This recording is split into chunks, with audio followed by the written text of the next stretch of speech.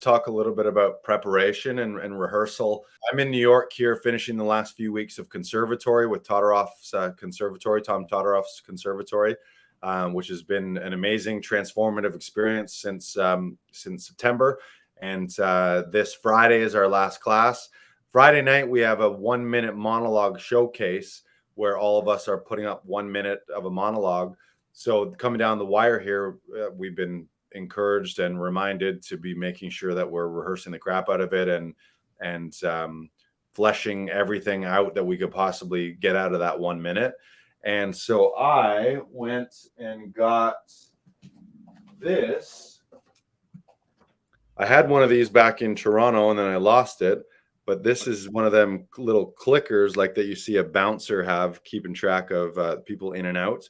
And what we're suggested to do is at a minimum, rehearse your scene and or a monologue 250 times, which I would think the percentage of people that do that is so rare. But when you do the things that are rare, you end up being in that rare class of people who are having all of their dreams come true. And there's been times it's not the easiest thing. It takes a lot of discipline. It takes a lot of focus and attention. It takes some scheduling and planning. And no matter, like, I think you always underestimate the kind of prep that it takes to really nail it and to really get the words into your body so that then you can just not be playing punctuation and not be thinking about lines, and myself included. So the experience that I had last night is I went for a walk to Central Park and was just running my monologue over and over again on my walk. And I would stop and run it a handful of times. And it was a pretty crazy experience because at first it's like, you're like, oh my God, my goal last night was to do 50. I ended up doing 57. But by like take 6, I'm like, oh, this is so tedious. And Tom warned us about that. He's like, you're going to feel when you work at this level of discipline, the first little while, it's going to feel tedious and tough and it just might not feel good. But the more you smash through those barriers and the more you smash through those feelings of being uncomfortable, and you feel uncomfortable because the words aren't quite there and they're not quite your words yet. But it's working through it so that you believe every word and every sentence and every idea that you're saying in that monologue, so that it comes out. And then also to do it a bunch of different times, a bunch of different ways, so that you never get locked in one cadence or one delivery, so that then you can be fresh and in the moment and you can act at the speed of life, and you can shed the idea of looking like an actor that is reciting lines versus looking like a human being who's having a in the moment experience. But man, last night it was at first like I was at like take 6 and I'm like, oh my God, this is gonna be horrible. And even my focus too, I was finding, like, I'm sure you've rehearsed where you start a monologue and then you kind of like lose track and you get distracted, or you drop a line and then you're like, oh shit, now I got to start over again. But then by the time I was at like around take 30, I was like, ooh, this is coming along. And then you also find these new discoveries where you let yourself say the words different, or you throw in some vocal variation, or you start doing you match some physical movement and match your body to the words, and you discover new things. And then you realize, like, oh shit, on take 37, I like the way that one sounded. That one really felt true and authentic and unique. Then it's like take 47. Ooh, yeah, I like that. And so you go through all these rehearsals, and then you end up taking all these little nuggets that you discover that you wouldn't have discovered if you just rehearsed it 5 times or 10 times. And it's that idea of, I don't know who said it, but I think there's a sports quote or maybe it's an acting quote of practicing. People can practice till they get it right. Or you practice until you can't get it wrong. So, and I've done this too in the past, whereas like you rehearse until you finally get all the way through it and it felt good.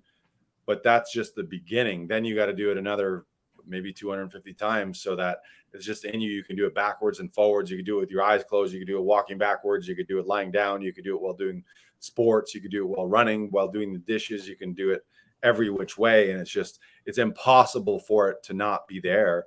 And then you can release all of the logical way of doing it, or the line read ways of doing it, and it's also that quote of, I don't know who said it, but acting is a great thing, but don't ever get caught doing it. Meaning the best actors don't look like they're actors acting, saying lines. They look like they're human beings in these extraordinary situations, being human beings.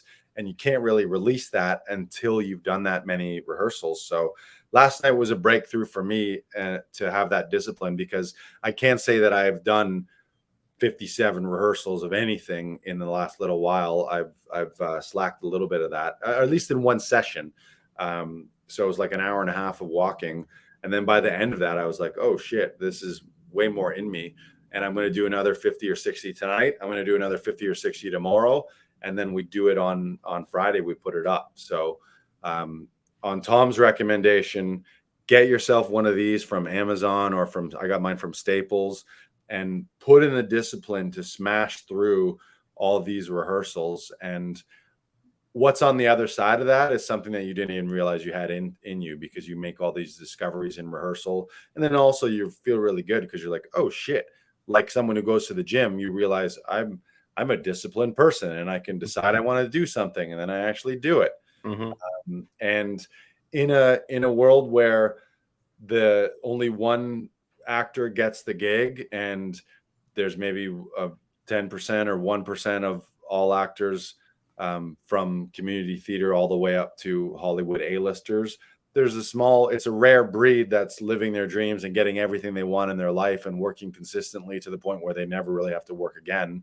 And it's likely, with the exception of some people who get quote unquote lucky, most of those people are there because they worked their asses off, they trained their asses off, they rehearsed their asses off, and then they reap the rewards for all that work. So yeah, it's just that idea of, if you find yourself on the road less traveled, and certainly rehearsing something 250 times, not everyone's going to do that. So you can really separate yourself just by the discipline of rehearsing. Yeah. No, yeah. And that's 100% true. I've done the 250 times before. On mostly it's mostly for one-line character auditions, but it works. You feel so in your body. You feel so much more connected to the work, and you're able to do it any way that it needs to be done, or that people want it to be done, because it's so ingrained in you. It's part of your DNA at that point. Yeah, and you can't get it wrong. Like, if you're ever, the worst feeling ever going into either performance, God forbid, on stage, or on set, or in an audition scenario, the worst feeling ever is the actor thought before they say action of, what are my lines? Or if you're having to drill lines in an Italian just to make sure that you got the lines there, that's just like a recipe for disaster, versus being able to just take a deep breath, be completely relaxed, and then be in the character moment of your moment before, versus the actor moment of, oh shit, I hope I remember my lines. Oh shit, I hope I don't forget my lines. Yeah. That's the worst. And you know what's funny about 57, Lars? What? Tom's company, I believe it's called T57 Productions. Yeah, you're right. Yeah.